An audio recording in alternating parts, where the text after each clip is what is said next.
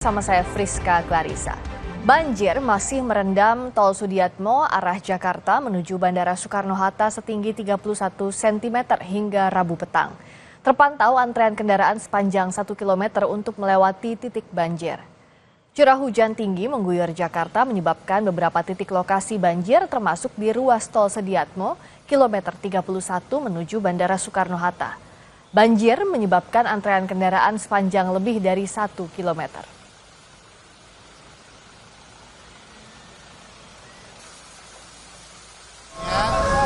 Tadi pagi sampai dengan 30 cm sampai 35 cm. Namun demikian, seperti yang terlihat di lapangan masih bisa dilintasi oleh kendaraan 3 lajur dari arah Jakarta atau dari arah Semanggi menuju ke Bandara Soekarno-Hatta.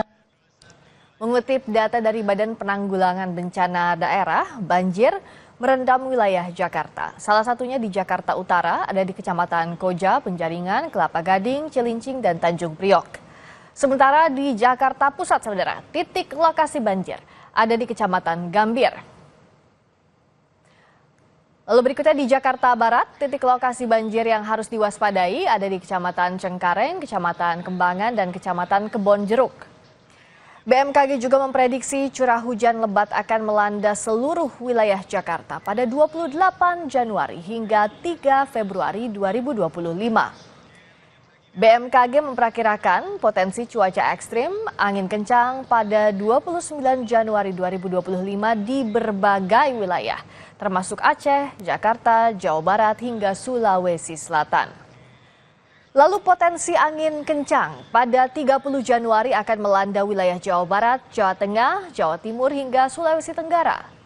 Lalu pada tanggal 31 Januari, angin kencang akan melanda Jawa Timur, Maluku hingga Papua. Berikutnya kita sudah bergabung dengan jurnalis Kompas TV, ada di 2 titik banjir Jakarta. Ada Dian Slitonga yang akan melaporkan langsung dari Kelapa Gading, Jakarta Utara, dan Triksi Valencia dari Cengkareng, Jakarta Barat. Saya ke Dian terlebih dahulu. Bagaimana kondisi banjir di Kelapa Gading hingga malam hari ini? Kalau siang tadi kan ada imbauan untuk tidak melintas di area itu.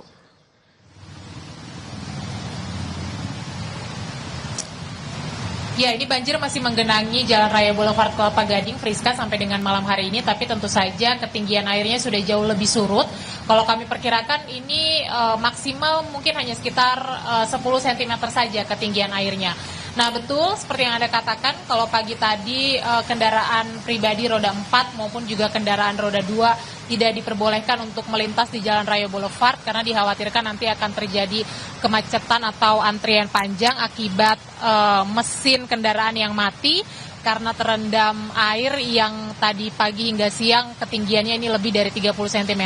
Nah, malam hari ini Anda saksikan bahwa kendaraan roda 4 maupun juga kendaraan roda 2 ini sudah bisa melintas di Jalan Raya Boulevard. Beberapa waktu yang lalu situasi di Jalan Raya Boulevard ini padat kendaraan, tetapi meskipun padat sejak sore hari tadi kami pantau ini tidak terjadi kemacetan ataupun antrian kendaraan. Jadi meskipun ada genangan, kendaraan masih tetap bisa berjalan. Nah, Wali Kota Jakarta Utara, Friska, Ali Maulana Hakim, melalui wawancara dengan Kompas TV tadi sore bilang bahwa penyebab banjir di Kelapa Gading ini selain karena curah hujan yang tinggi, yang kemudian intensitasnya itu melebihi kapasitas pengendali banjir, juga disumbang oleh luapan air dari Sunter Hulu.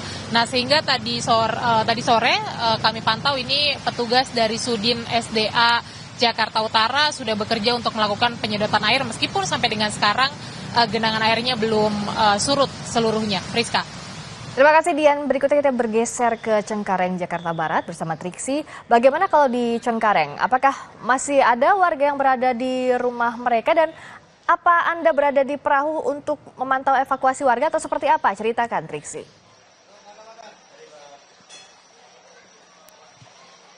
Iya, betul sekali Friska. Memang kalau di kawasan ini masih banyak warga yang memilih untuk bertahan tinggal di rumah mereka. Terutama karena ini adalah kawasan rumah susun, jadi untuk lantai 2 hingga lantai 4 mereka masih tinggal di rumah. Kemudian juga biasanya atau tadi kami melihat beberapa kali warga keluar untuk membeli makanan lalu nanti masuk lagi ke dalam.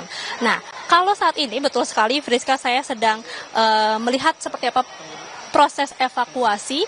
Kalau tadi kami berbincang dengan petugas Basnas maupun juga relawan yang ada di sini, sistemnya adalah mereka akan memberikan laporan kepada petugas untuk kemudian bisa didatangkan perahu karet yang nantinya akan menjemput di klaster-klaster ataupun juga di blok rumah mereka, dan nanti mereka akan masuk untuk ikut keluar.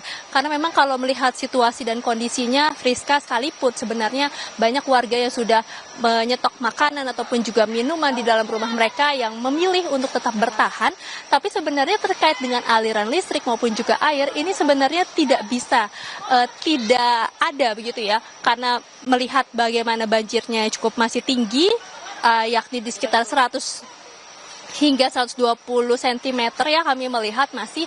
Jadi untuk aliran listrik ini memang tidak dinyalakan karena mengingat keselamatan juga, termasuk juga air ini yang tidak nyala, sehingga untuk warga-warga ataupun juga masyarakat yang merasa lebih baik untuk mengungsi ke rumah saudaranya, ini mereka akhirnya memanggil petugas ataupun juga relawan untuk minta dibantu dievakuasi keluar dari klasternya. Nah, yang saat ini Anda lihat, Friska dan juga saudara, ini adalah Aster 4.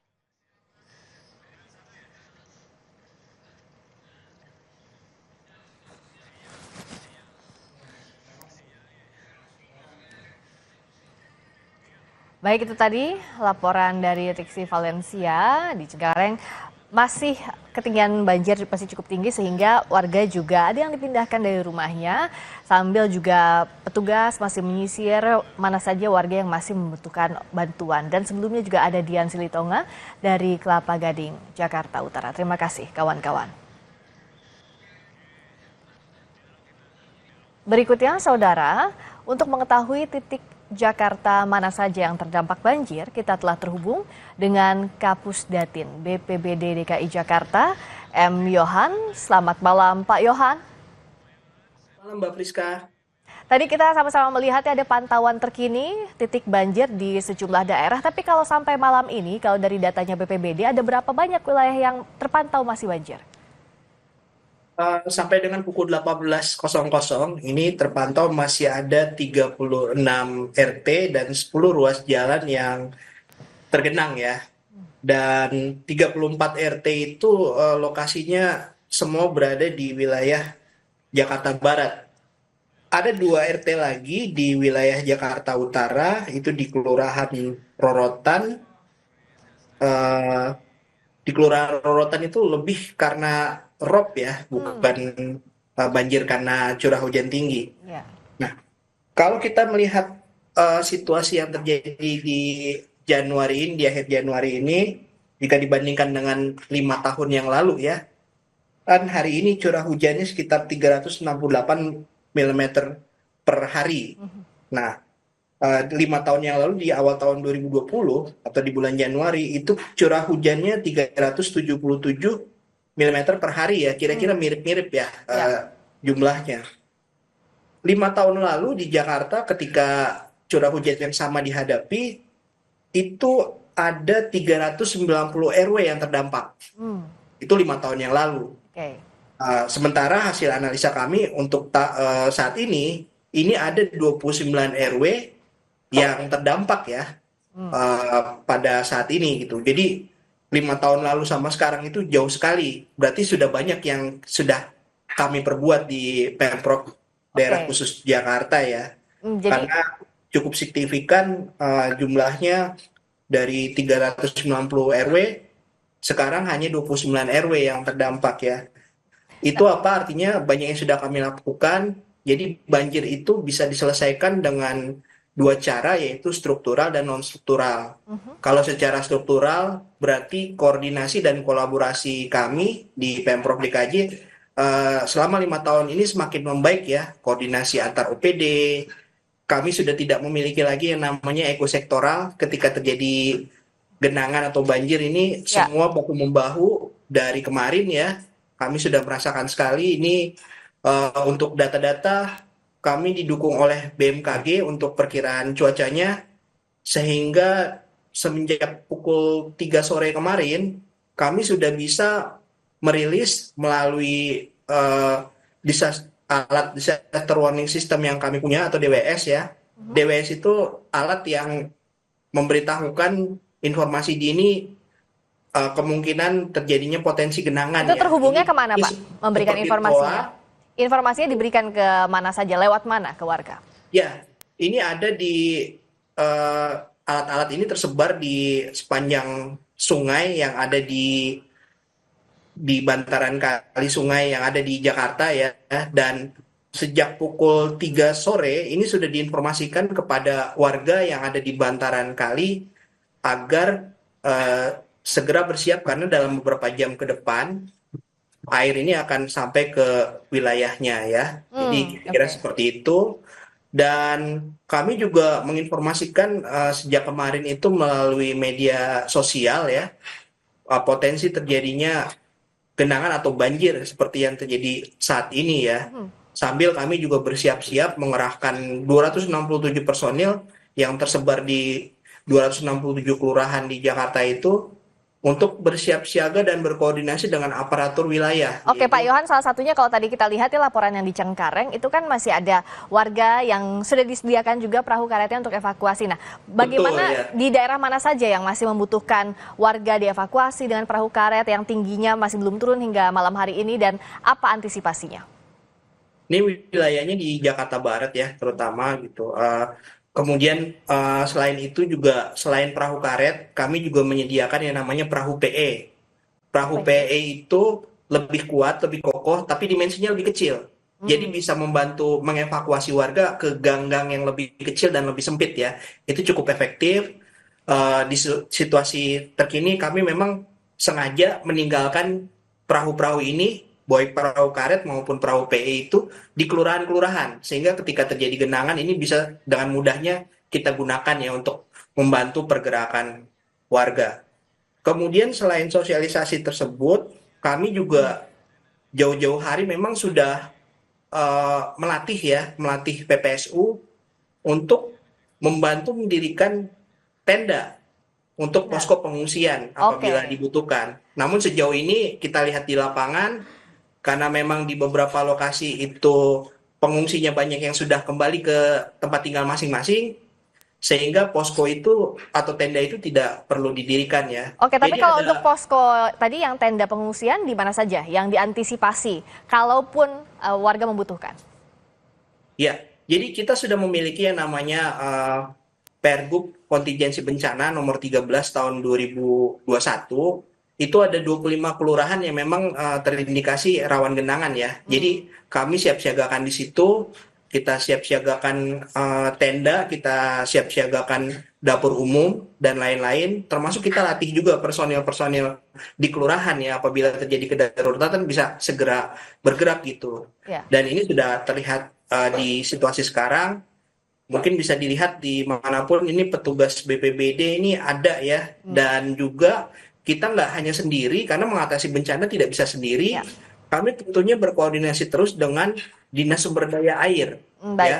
Dinas Sumber Daya Air itu memiliki pompa yang dibawa oleh pasukan biru yang jumlahnya ada 6.000 personil. Pompanya sendiri, pompa mobile itu lebih dari 5.000 pompa mobile yang dibawa oleh pasukan biru itu. Jadi kami jalan beriringan ini juga disertai dengan Satpol PP, juga disertai dengan Disub apabila kita di jalan ya. Jadi Ya. ada yang mengatur lalu lintasnya, ada yang memang menyedot airnya. Ya. Bahkan untuk pompa sendiri bisa ditingkatkan dari pompa mobile itu, bisa juga diberdayakan yang namanya pompa stasioner atau pompa yang lebih besar lagi ukurannya yang sifatnya menetap. Untuk mempercepat ya, untuk mempercepat Ya. penanganan banjir. Dan juga. jika itu masih kurang pun, yang tersedia itu misalnya ada mobil pemadam di lokasi lebih dekat, itu mobil pemadam bisa diberdayakan juga untuk membantu memompa atau menyedot air ya. Jadi alhamdulillah ini tadi saya udah mengungkapkan situasi 5 tahun lalu Ya. dan sekarang, ini memang koordinasi antar sektor di Pemprov Jakarta ini jauh lebih baik ya, sehingga penanganannya juga lebih Baik. cepat. Jadi kita juga tunggu penanganannya. Semoga sampai surut banjir ini penanganannya terus baik dari Pemprov DKJ atau daerah khusus Jakarta. Terima kasih Pak Yohan, Kapusdatin BPBD DKI Jakarta telah bergabung di Sapa Indonesia Malam. Berikutnya saudara, kami kembali dengan sorotan dari dunia olahraga. Ketua Umum PSSI Erick Thohir menggelar rapat dengan tim pelatih timnas Indonesia di Belanda membahas persiapan laga kualifikasi Piala Dunia Maret mendatang. Sesaat lagi di Sapa Indonesia Malam.